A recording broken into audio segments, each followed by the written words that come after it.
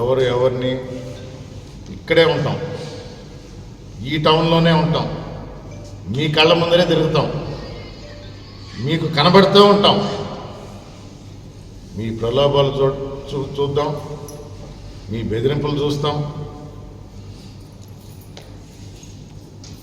అన్నిటినీ ఫేస్ చేసి ఎదుర్కొని నిక్కచ్చిగా నికార్స్గా మినిమం ఈరోజున్న 19 మంది ఇలాగే ఉంటారని ఘంటాపదంగా చెప్పగలను. సవాల్ విసురుతుందా తెలుగుదేశం? అవిశ్వాస తీర్మానం పెడుతుందని దీని గురించి ఒకసారి ఆల్రెడీ మాట్లాడినా. వెంకటగిరి మున్సిపాలిటీలో 25 కౌన్సిలర్స్ ఉన్నారు. 25కి 25 వైఎస్ఆర్ కాంగ్రెస్ పార్టీ గెలిచిన కౌన్సిలర్సే. అయినా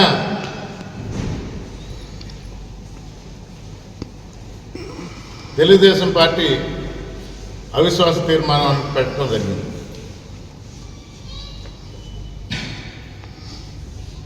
ఒక సందర్భంలో మాకు సంబంధం లేదన్నారు. కానీ వస్తున్న వార్తలను బట్టి మరి పార్టీ ఇన్వాల్వ్ అయిందా, చేస్తున్న వ్యక్తులకి వారి హైకమాండ్ నుంచి క్లియరెన్స్ ఉందా అనేది తెలియకుండా బెదిరింపులు, ప్రలోభాలు జరుగుతున్నాయి.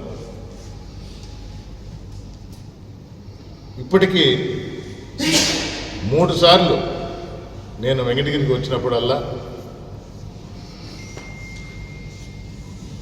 19 మంది కౌన్సిలర్స్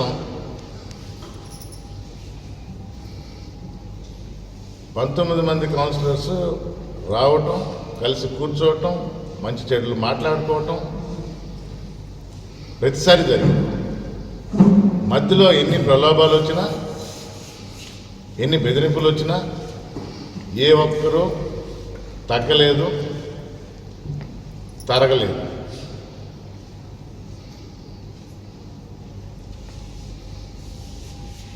మరి పార్టీ వైఎస్ఆర్ కాంగ్రెస్ పార్టీ మొన్నే మా అధినేత జగన్మోహన్ రెడ్డి గారు చెప్పారు, ఎన్నుకున్న ప్రతినిధులు ఆయనలాగే విలువలు, నిబద్ధత పాటించడం ఎంతో గర్వకారణం అని హ్యాట్స్ ఆఫ్ చెప్పడం జరిగింది. ఈ 19 మందికి మీడియా ద్వారా వారందరూ ఇక్కడ ఉండారు, వారందరికీ నేను హ్యాట్స్ ఆఫ్ చెప్తుంటాను. వారి నిబద్ధతని, పార్టీ క్రమశిక్షణని పాటిస్తుంటారు. 9వ తేదీ కూడా ఇదే కొనసాగుతుంది. ప్రలోభాలు ఉండొచ్చు, బెదిరింపులు ఉండొచ్చు. మేము ఇప్పుడే మాట్లాడుతున్నాం, అసలు ఎక్కడి నుంచి వస్తుంది ఇది? ఏ హైకమాండ్ క్లియరెన్స్ ఉంది? క్లారిటీ లేదు.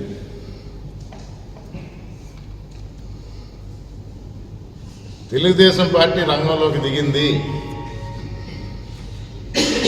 అని స్పష్టంగా చెప్పండి. నేను ఆ రోజే చెప్పినా, మళ్ళీ ఇంకోసారి చెప్తా. ఆభాసు పాలు కాక తప్పదు. తెలుగుదేశం పార్టీ మీడియా మిత్రులు అప్పుడప్పుడు వారికి అర్థమయ్యే విధంగా కొంచెం వక్రీకరిస్తారు. నేను ఎవరి వ్యక్తిగత పేరు ఎత్తల. ఇది తెలుగుదేశం వర్సెస్ వైసీపీ పార్టీల యుద్ధం కాదు. మాకు సంబంధం లేదని స్పష్టంగా తెలియజేయమని చెప్పండి. ఇది పార్టీల మధ్య జరిగేది.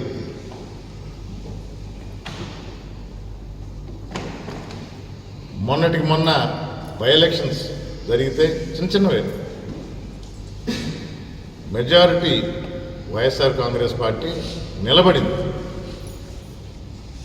నిబద్ధతతో, విలువలతో కూడిన రాజకీయం చేస్తున్న పార్టీ వైఎస్ఆర్ కాంగ్రెస్ పార్టీ జగన్మోహన్ రెడ్డిని అనుసరిస్తూ ఆయన అడుగుజాడలో నడుస్తుంది.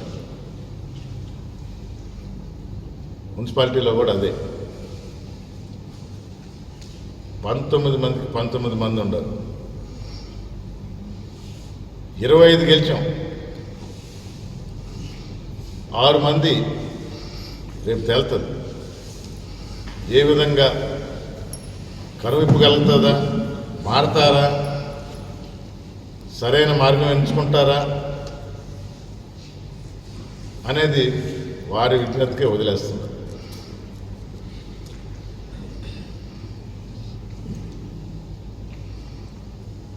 పరిధి దాటి